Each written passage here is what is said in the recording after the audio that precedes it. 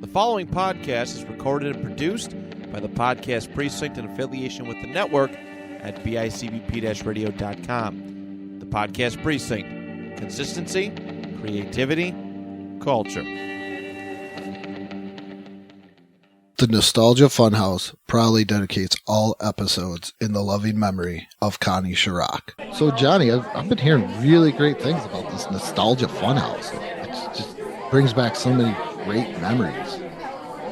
Andrew, another reason I'm moving in line with you here is that you really vouched for this show. So I'm just going to believe you that this is the show that, I've been wanting, which is just talking about all the fun stuff from our yesteryear and the years before. And I really hate anything meta. So I'm glad that what we're doing right now is not that.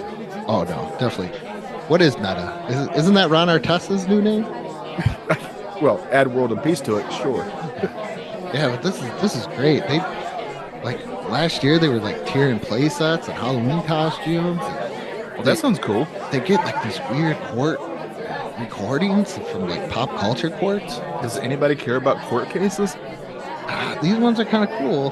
They put Scott Kelvin on trial. Poor old Santa Claus there. Oh wow. Yeah. Okay, that sounds interesting. Yeah, man. You know what's the best part about this is though? Is I hear they always got a really great sponsor. You can check it out right there. I created something that'll make you love me. I've got a great new cereal. Did I do that? So hike up your pants for the Urkelos round. We're Urkelos with Urkelos. Strawberry banana fruit flavor so fine. Just one little bite and I know she'll be mine. She'll be Urkelos with Urkelos. Oh, Laura, when I find you, you'll taste Cherulo. The Urkelos part of this complete breakfast. You know what, Johnny? What? I was actually going to sing the Family Matters song. Uh-huh. But then I realized as I was singing it in my head, it was the Full House one. So, whatever happened to Badappa-Dappa-Dees? Yeah. But I'm going to, I'm still going to keep this intro just because it's funny that they kind of ran into my head the way. What's weird is because the songs are very similar. I have very distinct memories of how each show opened, with the scenes and stuff of Full House and Family Matters. Because my favorite part in the Family Matters opening was when Jaleel White would show up, and of course he's Steve Urkel and the whole Winslow family trying to keep him from getting into the door. I think what I can remember about Family Matters is days go by. That's it. Yes. Yeah. The bigger love, the family. Of the family. Yeah. Okay. That's it's very same melodies though. If you told me the same person sung both of them too, I'd believe you. Now I gotta look this up. Bet it was John Williams, as we just got John Williams.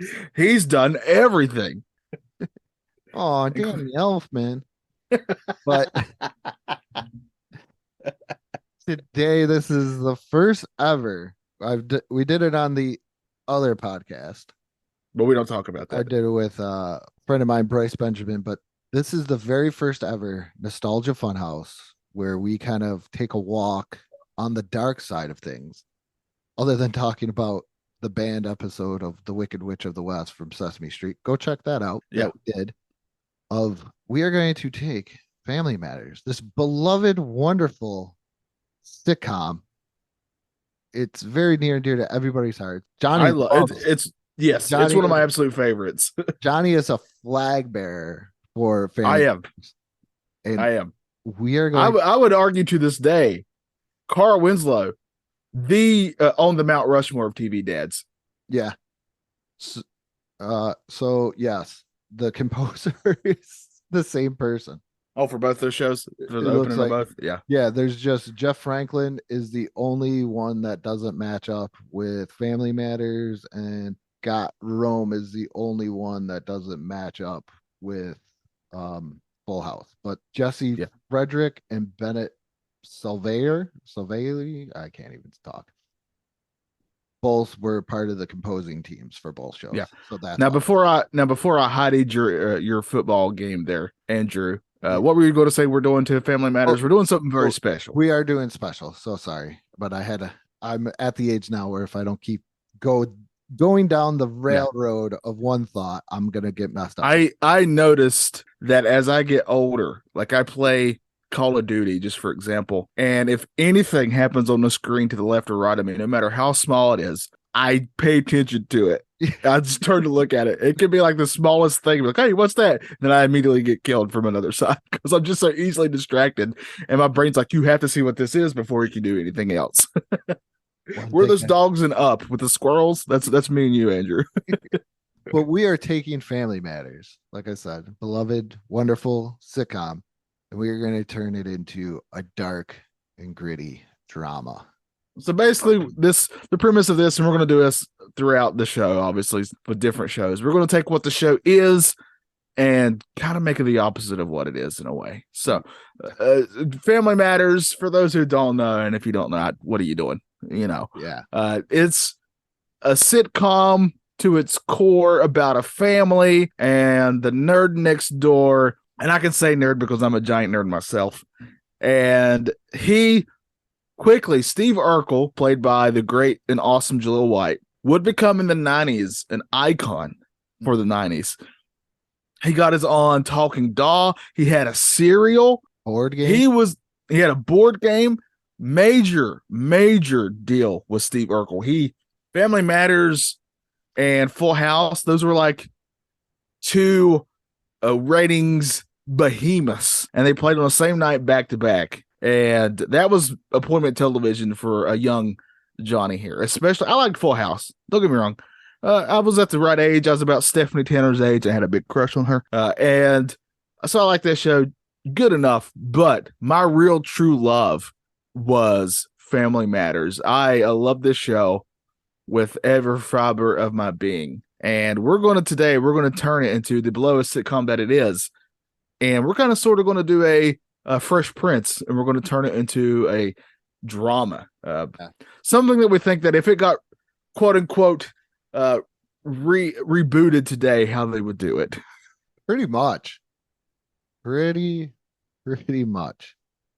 And I just found out a couple of years ago that this is actually a spinoff from the wonderful TGIF show Perfect Strangers, which is the first time. I probably told this story before. My mother liked Perfect Strangers, but after a while, when stuff got a little bit old for her, she wanted things to like die off. So there's an episode I think it's a cliffhanger episode where Perfect Strangers, Belky and Larry get caught in the basement, and it's flooding, and the waters are rising, and it's about to hit the electrical box. Oh wow, this is like a Lost situation. The movie Lost, the show Lost. Yeah. And my mother was actually hoping for the water to hit the electrical box so that way they would end the show. And that's the reason why. So your mom would be that person who, like, when DC Comics was like, hey, should we kill Robin? Yes. Yeah. And I've actually found myself in the same situation with TV shows. Like, I used to watch Shameless, and everybody goes, "Do you watch Shameless?" I go, "No, I don't like it anymore." And they're like, "Well, why don't you watch Shameless?" And I go, "Because I got sick of Fiona. I got sick of all of her drama and everything else. I couldn't deal with her anymore." Yeah, I think shows need, if you're going to stick around for a long time, you kind of do have to evolve a little bit. You can't just stay the same thing anymore. That's why, like, even shows that I really like now. A good example would be, I'm really into this show called Resident Alien. It's a very fun show. It's a comedy, and it's about this alien who lands on Earth, and he's got to blend in with humans, right? So that's the kind of the gist of it. It's got Alan Tudyk in it. It's hilarious, and it's a dramatic comedy. It's very, very funny, and honestly, will make you cry at times. But it's really, really good. However, its third season is about to start, and they already announced, hey, this is the last season. And I was actually really happy about that because I love the show and I want it to have like a full beginning and ending. And I want to see what happens to these characters, and shows can most certainly, there's a big history of this, outstay their welcome. They can start out really good and you love them, and then they just kind of like, you're just, why am I still watching this? I think a good example for me would be Family Guy. The first 3 seasons of Family Guy, I would hold up as really good comedy. It's very funny. A lot of the stuff is probably a bit too harsh for today, but a lot of it's really stupid jokes, really dumb comedy that really appeals to me. But then later on, they really changed it, and there's still some funny stuff every once in a while. But it's no longer appointment television for me, and that can happen. So, Family Matters, you're right. It was a spinoff, one of the few successful spinoffs. It's not easy to do a spinoff and for it to actually work. In reality, it's rare. I mean, wasn't Mork and Mindy technically a spinoff of Happy Days? Because I know Mork was on there. Yeah, I think the only TV show, and I just recently watched all of them, so that's why I'm kind of like I know a lot about it. Is the one that had the most successful spin-offs was All in the Family, because that spun off to Maude, which is really good. Yeah. The probably the biggest one is the Jeffersons, and then Maude spun off from into or Good Times is a spin-off from Maude, I believe. There was Archie Bunker's Place that ran for a couple of years. There was a couple of failed ones like Gloria and stuff, but that one I think has the most and the most successful spin-offs. Yeah, it's not easy to do. There's been a lot of attempts at it. So basically, Family Matters kind of starts with on the other show. What's that other show called again? I'm blanking on it. The one that Strangers. Perfect Strangers. I know because I'm looking at it right now. Harriet is a character on there, and it's the same actress is playing Harriet that plays in Family Matters. But she's on there, and then you do eventually see Carl on there, and then they get their own show. That's the gist of it. And then you get Family Matters. And for actually the first part of it, Urkel isn't a part of the show. No. He sort of shows up, and it was going to be a one-time thing. Like, hey, he's just going to be his guest character for his one-time part. But immediately they were like, we have lightning in a bottle here. This character is really going to take off. And they knew it. And they were right. Yeah. He was even on Full House for an episode. He most certainly was. And he helped Stephanie with her because Stephanie had to get glasses, and Urkel wears glasses, and he helped her feel better by the fact that she had to get glasses. Did you notice that they changed the catchphrase from what it used to be? You got any cheese? Yeah, he would do that. Then it's did I do that? Yeah, did I do that was be the bigger one. Yeah, but I quote Family Matters all the time. There's this episode where Carl has to deal with his anger issues. So anytime Steve would show up, he would go 3, 2, 1, 1, 2, 3. What the heck is bothering me? And he would say that, and for whatever reason, that's just it's just ingrained in my brain. And I do that every time I'm about to cuss at a video game or something. So let's take Family Matters and let's just destroy our wonderful childhood memories of it. Yeah. Just so you know, we're doing this with love. Obviously, I really love this show. So that's why I feel like we can make fun of it. So we got Carl Otis Winslow. Oh, yeah, I forgot. It's initial spell cow. There was a whole episode about that. They did him dirty with that, you know? Why would you do that? One of the most beloved characters on TV and in film, I would say, when he helps a certain somebody. Casted. Yeah, he did, but he was great in that movie where he helped a certain Bruce Willis when he was in a giant skyscraper. But he is a cop for the Chicago Police Department. I think now stop me because this is more of like your neck of the woods, I believe. Yeah, like Carl. Will he become a grittier cop? Like he's always, or is he going to be like? I think there's two ways that you could always look at Carl when it comes to work. Like he could be the cop that he kind of is on the show where he always wants to do the right thing. Yeah. He doesn't want anything, corrupt or anything. Or is he the corrupt cop himself? Or is he constantly getting attacked at work because it's like a Ciprico thing where he's going after the dirty cops?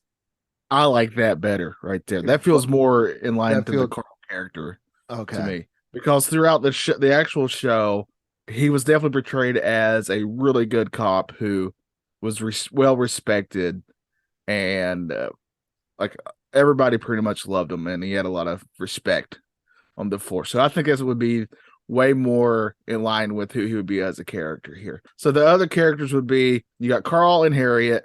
Mhm. You have, Do we use the third daughter, or do we write her out? we're going to write her out, but we're going to do it very creatively. Okay, I gotta hear. So Okay, Judy, you have a Judy, path. I'm gonna let you. yeah. I'm letting you take the steering wheel. Let Johnny take the wheel. All right, so Judy is the youngest daughter. You have Eddie, who's the oldest brother, or he's the older brother. He's the only brother. And then of course you have Laura Winslow. Those are your three kids there. Then you also have the aunt or aunt, however you want to pronounce it. It's aunt for me because I'm in the South. And you have her little son Richie. That's basically who lives in this house in Chicago. And then, of course, you get introduced to the neighbor, a certain Steve Urkel, who has this huge crush on Laura Winslow. But, Andrew, I hate to tell you that the feelings are not mutual. In fact, I would dare say, especially early on, she didn't like him whatsoever, and he didn't take the hint. So I think this is where we're going to run with this. Whoosh. I watch We might and have listen put to the E on this one. I watch and listen to way too much true crime. And that's probably going to inform a lot of this. So let's take Steve Urkel, and he can't handle that this woman that he loves with his whole heart, that he's constantly doing things for, going out of his way for, that he's always helping her out when she needs him. He's always there. He's very incredibly dependable and stands up for her and all this stuff. But no matter what he does, it just isn't enough, is it? Never enough. So he was like, well, now, since we're rebooting this for now, we have social media, don't we? We do. We have social media. So, of course, that's how he's going to kind of start saying, hey, I wonder what, it starts out innocently, I think. Hey, I wonder what Laura's up to. I'm going to look on her social media and see what she's doing. Oh, she's going out with that guy. I wonder if they're just friends. They're probably just friends, right? There's a lot of pictures of them together, though. It's getting really weird. Oh, man. I should go to bed. It's like midnight and I got school tomorrow, but I just got to keep looking at these pictures. And it's just, man, this is, why aren't there any pictures of me on her social media with her? Where are those pictures? Does he have like a shrine? He 1,000,000% has a shrine. The shrine, and then like a map maybe of like with the yarn of where connecting. I'm just kind of letting you go, and I'm just gonna kind of like. He has a map of, actually a blueprint of the Winslow home. That is awesome. Well, not in real life. If this was happening, that is not awesome. That's incredibly creepy. Yeah, Yes. that is not good. But in the context of the show and what we are setting a scene for, that is pretty awesome. So what I wanted this to be basically is you have this character in Steve Urkel who, for all intents and purposes, would be a good person, but he just lets this love for this woman, which isn't, and he doesn't understand why she doesn't love him back. He lets that take over, and he becomes incredibly creepy. And he'll send her a text message every once in a while, right? Like, hey, what are you doing here? And she'll be like, how does he know that I'm at the movie theater or with Brad or whoever? How does he know where I'm at? Because he's constantly knows. And Steve Urkel is, of course, even in this version, incredibly smart. One of the smartest kids in high school. Yes, incredibly smart. So he knows he's got to be smart about this too, because, and this is how you know that he knows that this is wrong, because he knows that her dad happens to be one of the best cops in the city of Chicago. So you got to tread lightly here, Andrew. Yeah. Is he like a gritty? I just picture him though, like being like the Ciprico cop, though, also by the books. He's very by the books. He's nothing like other cops. Like even on the show, his boss, I forgot what his name was. Yeah, but he was an idiot. Yeah, He was an idiot, but maybe this guy's not an idiot on the show, and Yeah, there's no idiots here. he's Yeah. the dirty racist cop, and like Carl's like, nah, this can't happen. But because he's in like this good old boys club, Yeah. Carl, it's very hard for Carl to Yeah. fight. Carl's kind of outnumbered Can I? This is gonna sound here. bad. So we talked about catchphrases. Yes. Do you think like Urkel maybe like injures or harms some of Laura's like dates, like accidentally like pushes them down the stairs? And when he does it, does he say, "Did I do that?" But in a more sinister way? I was just thinking about that. That's gotta be the trailer. It's gotta be where he looks at where he's pushed somebody down and it's kind of a darkened scene and he slowly lifts his head up. Did I do that? Like he shows up at the guy's house. Yes. Or he's also got a catfish at some point, right? He's got to pretend to be somebody else to catfish. We haven't brought up. Go ahead. Well, you were going to bring it up. Great minds think alike. Judy. Oh, Stefan. Judy. Yeah. We're breaking up both of these characters. Okay. Stefan's going to be involved. So Waldo's going to be involved. I haven't even got to Waldo yet. Yeah. Waldo's got to be involved here. But let's at some point in this show, Judy, the beloved youngest daughter, goes missing. It's as if Andrew, she went upstairs and never came back down. As the Cunningham before her. That's a deep cut reference. What was okay. That was Happy Days. Richie Cunningham's older brother went upstairs and literally you never seen him again. He's just gone. And that actually happens a lot in sitcoms where characters, they just don't bring a character back and you never see them again.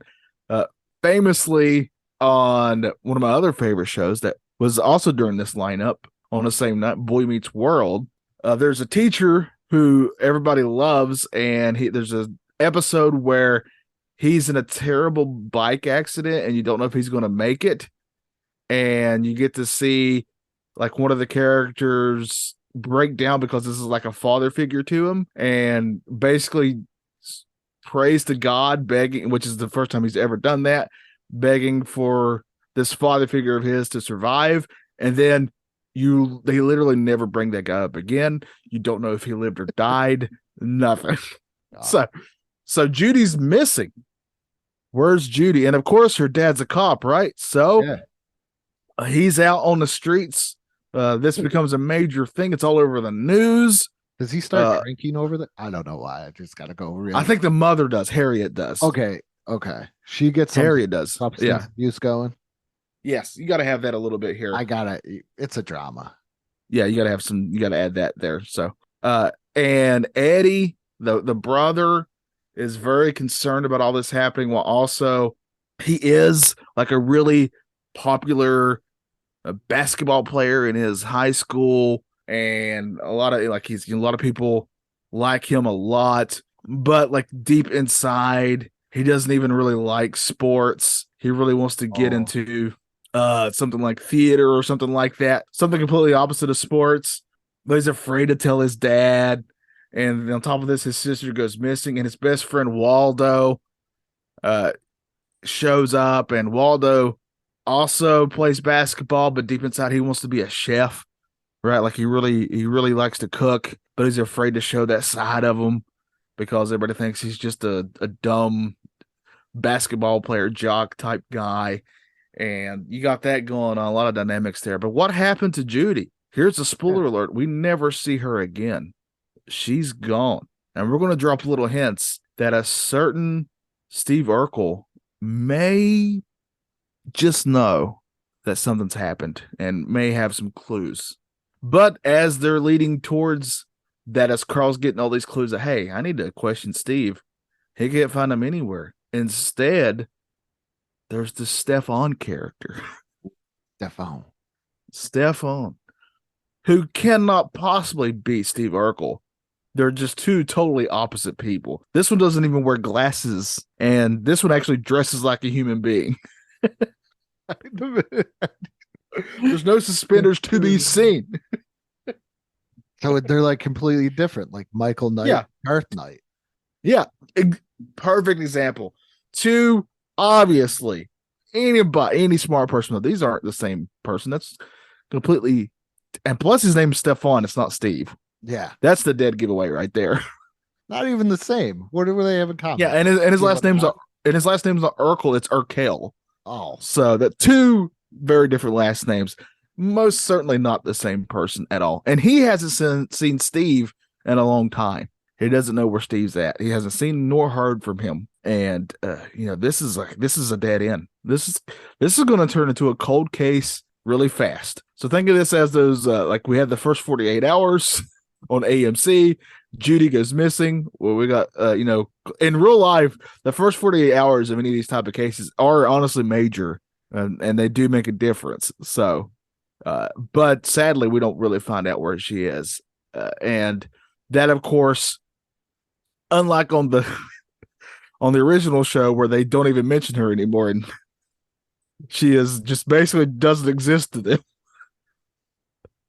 On this one, it's a big deal that she's gone. Again, Harriet is turning to drinking to kind of cope because she blames herself since she was the last one to see Judy. Right? She sends Judy up to her room because she got mad at Judy for doing something, like she wouldn't listen to her mom, and her mom yells at her, and she goes upstairs, and she's starts crying because I hate your mom, and that type of, early young teenage angst type thing. But that was the last time that anybody saw her. like she probably wanted to go to like a party. She's like, no, you can't go. You're grounded. You're failing school or something. And then she went upstairs and she escaped through the window. Yep. But that was the last time anybody actually ever seen it. None of the neighbors really saw her because they weren't home at the time. Yeah. Well, one neighbor might have been. Wink. Oh, wink. yeah. And then tried to track her down at the party, but nobody saw her at the party. All they know is that Judy escaped from the window, and that is it. Yes. And because it's Harriet's baby, her youngest, she is taking it very hard. Unlike very the much show, so, isn't where it? they Unlike on the like- show. where they were like, she's not here anymore. And it's never brought up. Just accepted, and hey, boy, Yeah. one less mouth to feed type of deal over there. But here it's a major life-changing event. They can't find her.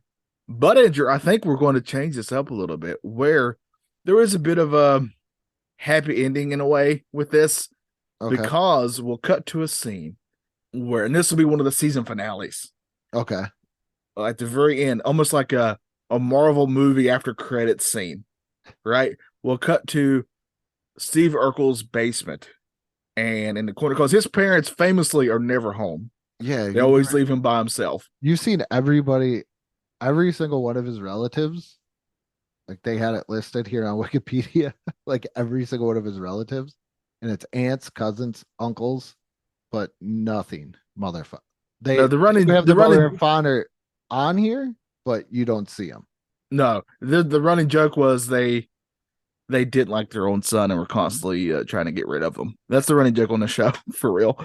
So that's kind of where that's also part of this too, right? He knows, like he just wants to be loved by somebody because he doesn't get that from his parents at all. But we're going to cut to like an after credit scene sort of thing of let's say this happens all in the second season. We're in the season finale, and we're going to cut to a scene. We haven't seen or found anything out about Judy for like 4 or 5 episodes. But then all of a sudden, we're going to cut to there's this room, a small room in his basement that's locked, and we're going to go inside that room, and guess who's in that room? It's Judy. Ooh. Judy's in that room. She's alive, and he has been, like, she's in good shape. That he just locks the door, doesn't let her leave, but she gets all the food, like he feeds her and stuff. But he's keeping her there because that's how he's gonna get and win the love of a certain big sister of Judy's. Nice. His plan is, hey, they're gonna want to find Judy. Sure, I kidnapped her, but they're gonna be really happy when I show up and say, hey, guess who I found? And I'm the hero. Now, is stuff. Do you think Steve could do like Is it a multiple personality disorder? 1,000,000%. Like all of these cousins and stuff, like Dirk Urkel, Cletus. Myrtle Urkel, also Yes. famously played by Jaleel White. That's another one of his personalities. It's sort of like, you ever seen that movie Split? It's sort of an Yes. M. Night Shyamalan joint, as they Yes. like to say. Yeah. It's sort of in the vein of that. But yeah, he is mainly Steve Urkel, but every once in a while Stefan will show up. Sometimes Myrtle will show up. And sometimes, for whatever reason, Bruce Lee will show up and he knows karate. All those things will show up from time to time. And I think once he was Elvis, if I'm thinking right. Yeah. Does Carl actually ever have to like shoot somebody other Oh, like all in the time. show where Carl is constantly brandishing his gun and Okay. shooting it all the time. I was gonna say because in the other one, as him and Steve fight off the Dragon Gang, Yes. why didn't the dragons have guns? And why didn't Carl take control of that situation? But in this one, maybe he does. Maybe we could almost borrow from the Die Hard character. Oh, yes. Maybe he I like did this. shoot a kid. Yes.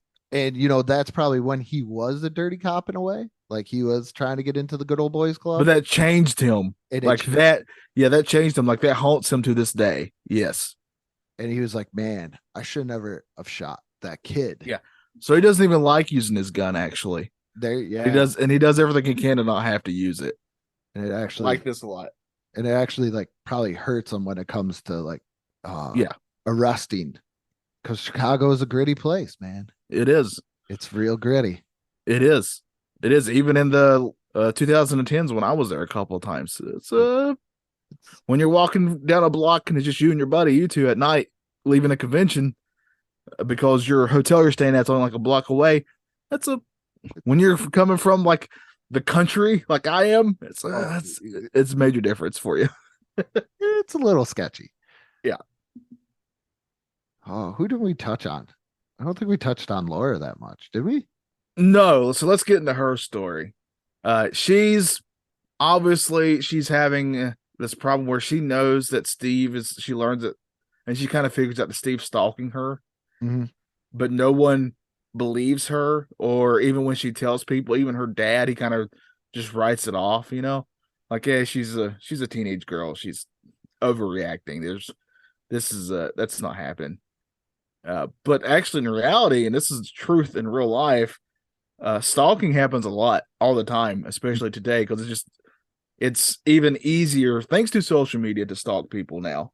So that's kind of part of it. So she's actually getting very afraid. She's gone from thinking that Steve's like a brother to her, right? Like it's how she sort of sees him at first, like a brother, like a best friend she can count on, that type of thing. Never felt anything romantic for him, but that quickly turns to fear when he starts being really creepy, being like, hey, why are you at this place? And how does he know that, right? Like he'll send her a text saying stuff like, hey, I like it when you wear that color or something like that, and she's like, how does he know I'm wearing this color, right? I haven't put any pictures of this up on my social media. How does he know this? So she spends a lot of this series just in fear and looking over her back constantly because she's just afraid of what can happen. It's a very scary thing, honestly, in real life, to be stalked by somebody. Yeah, I kind of picture her being like the most normal character and just being more of the victim role in all here. Like she's got to navigate this family of her brother going through his hardships of playing sports but not really wanting to play sports, mother's alcohol abuse, the father seems to be like, you could put Carl as more of a workaholic because he's trying to clean up everything, and then now it's all because he shot a kid and he feels like he's got to do this to make up for it, right? He's got to really take to the streets and really help save especially kids because of what he done and he can't forgive himself for. So that's a part of it too. Now, how I picture this series ending. Do you still have Aunt Rachel or no? I would. That's my one when I was thinking about this is Rachel and her son. What do yeah. do you? Yeah, I don't know. I don't think I so. think they were there because you needed that younger kid, and that's what Yeah. it was. And the same thing with the grandmother too. Oh man, I bet I love Maybe my the grandma. grandmother knows stuff. You could leave the grandmother, but she's a little bit more like bedridden. And Yeah. they just think she has dementia, but she really knows what's going on with Steve.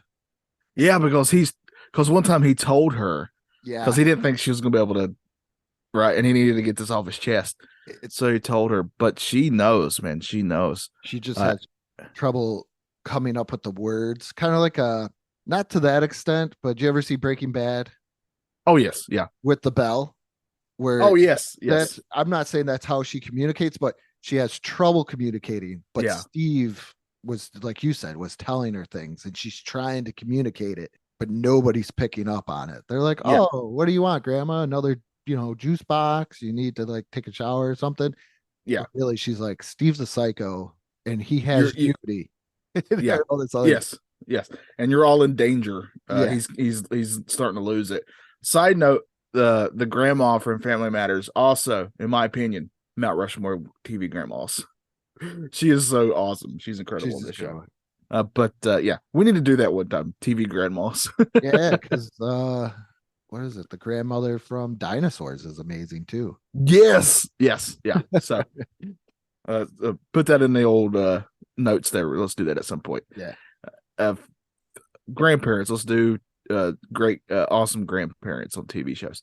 But yeah, I think the show should end with like a major, like before or as Urkel is presenting Judy to the family, he knocks on the door and he goes, "Hey, look who I found." And Judy's obviously very uneasy about all this because of what she's been through.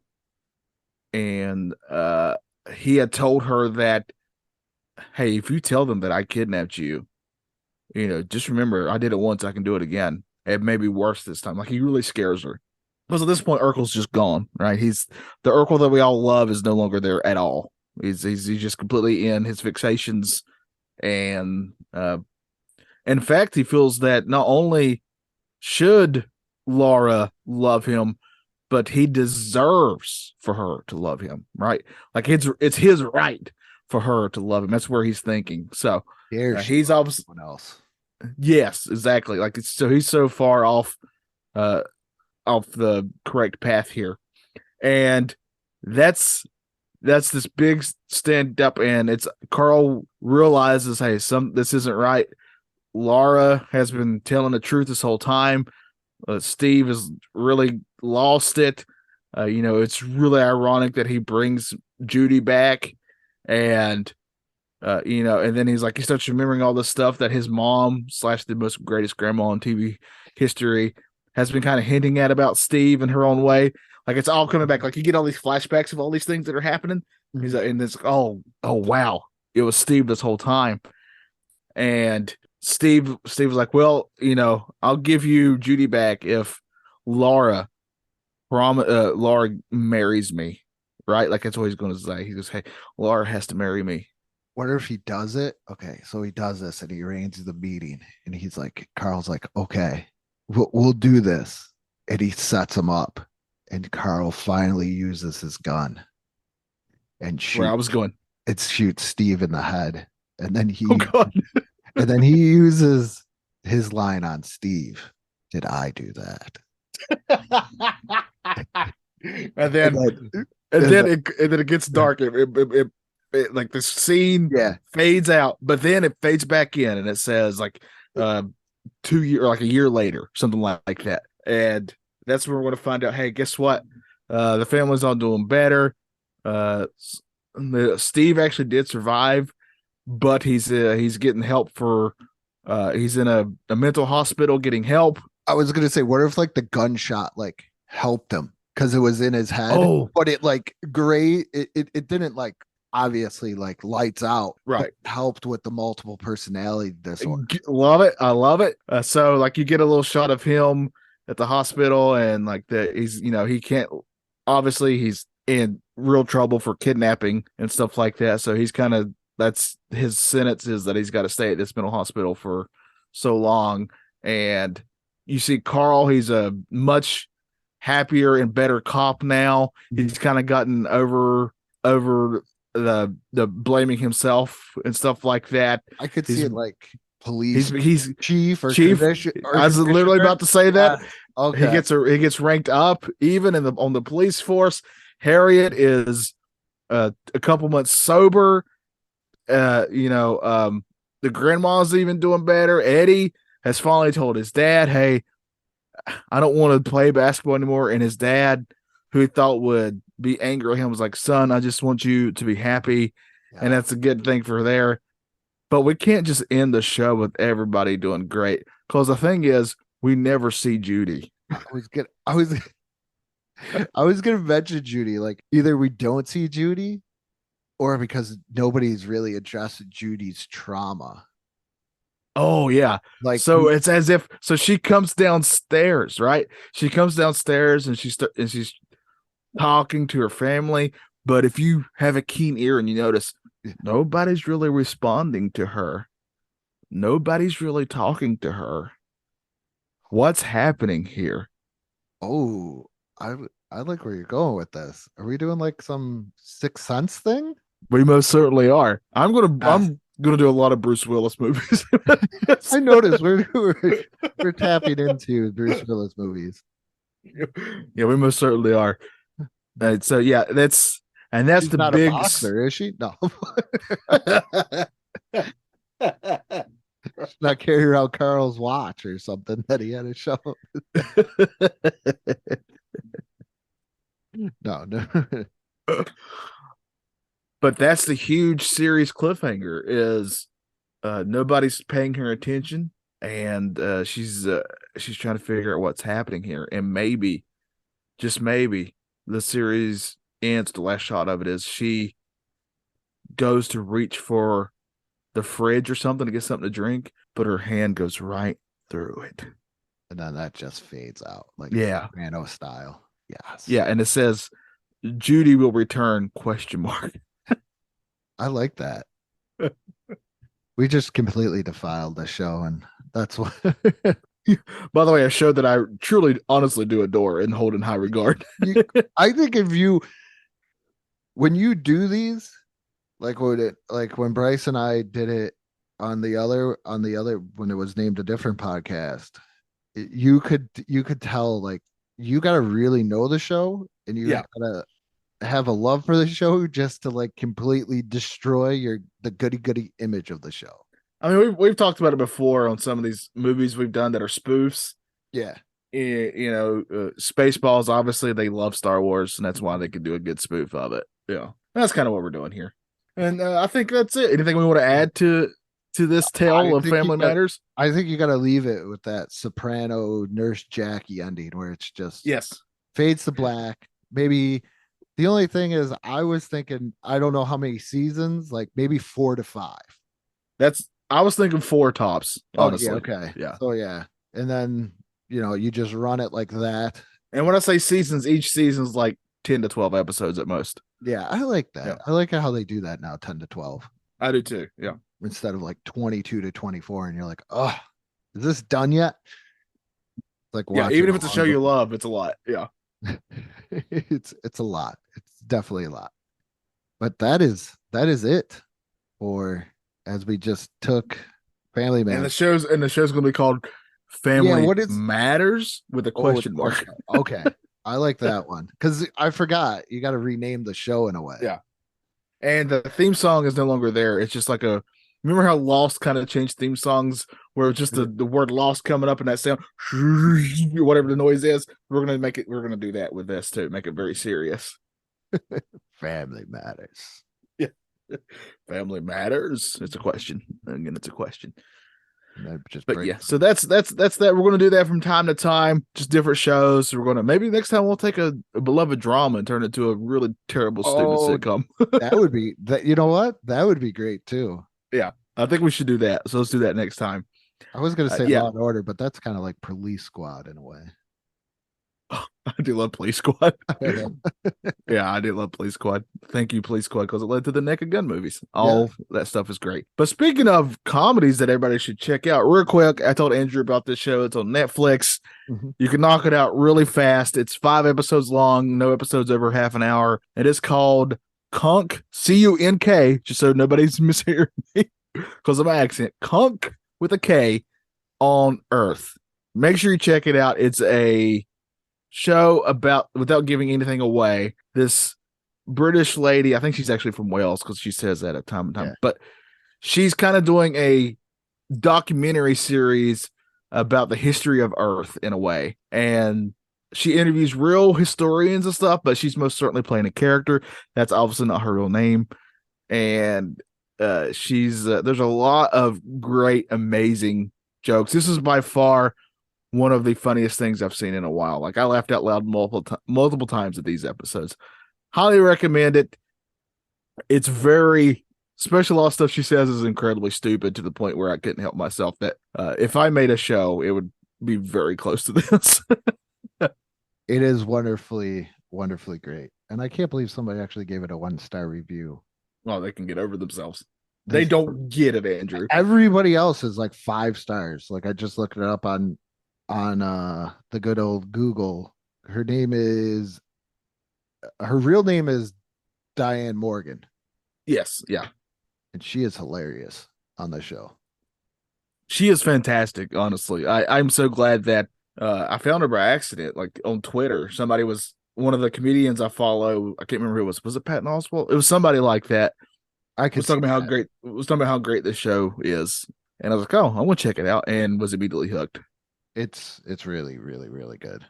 I think, and you can zip through it. Like I said, they're really fast, half-an-hour episodes, and there's only 5 of them. And don't look for the big laugh. Like, you have to kind of listen, or it's very subtle. Yeah, I had to rewind a couple of times because I was laughing over other jokes she was doing. Yeah, it's very subtle, spoofy airplane jokes. Yes. That's the best way to do it. Like, she constantly mispronounces things too. Yes. Like, she calls the Bible the Bibble. Yes. And when she gets corrected on it, she goes, well, why is it spelled Bibble then? I think one of my favorite ones was it was during the religious one, and she interviews actual experts. That's the best. Right, yeah, real historians. Yeah. And she's talking to the one lady and says, could you say that Jesus Christ was the first celebrity to be canceled? And the expert starts going, well, yeah, I guess you could. And then she stops her and she goes, no, it's not a question. I'm telling you to say for yeah, we need it for a soundbite so we can sell this show. Yeah.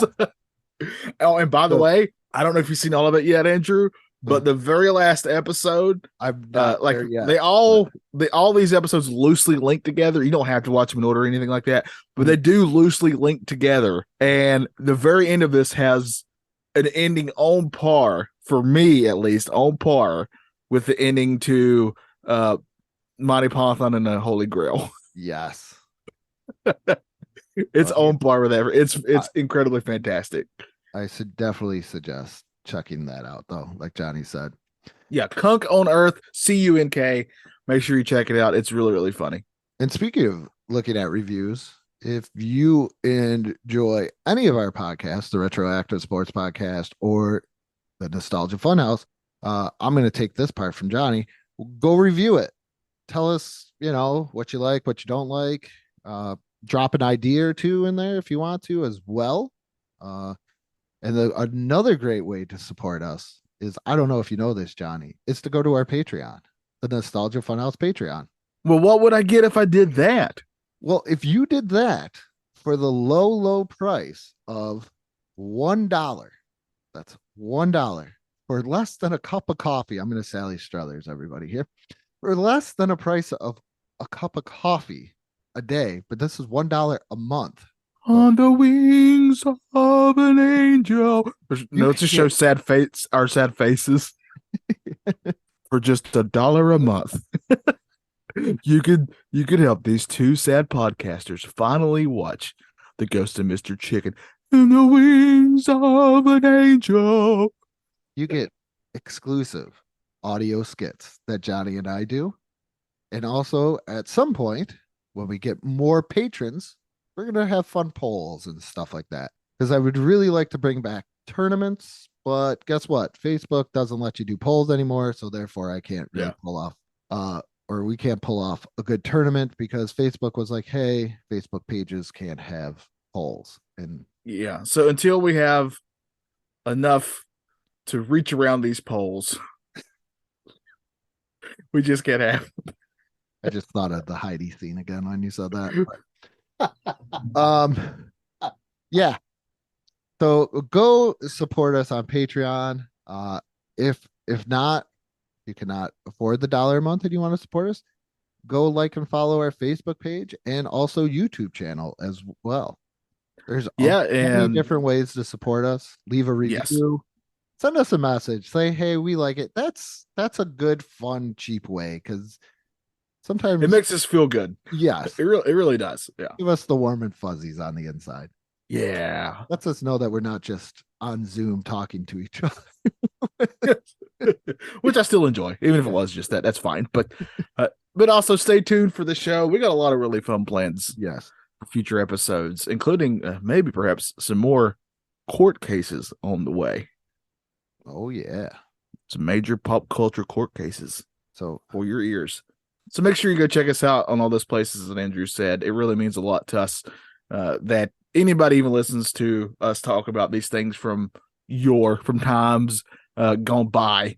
So thank you for doing that. It means a lot to us. If you like sports, go check out the Retroactive Sports podcast that me and Andrew do, where we talk about, again, sports, fun, weird, strange, odd, just retro sports, just all that stuff. We recently, just an example, we recently did an episode about when baseball killed disco music. So make sure you go check that out. And boy, did it. But with that being said, good morning, good afternoon, and good night. Did I do that? Andrew, you told me that you were just scrolling through Instagram and you were just getting really bored.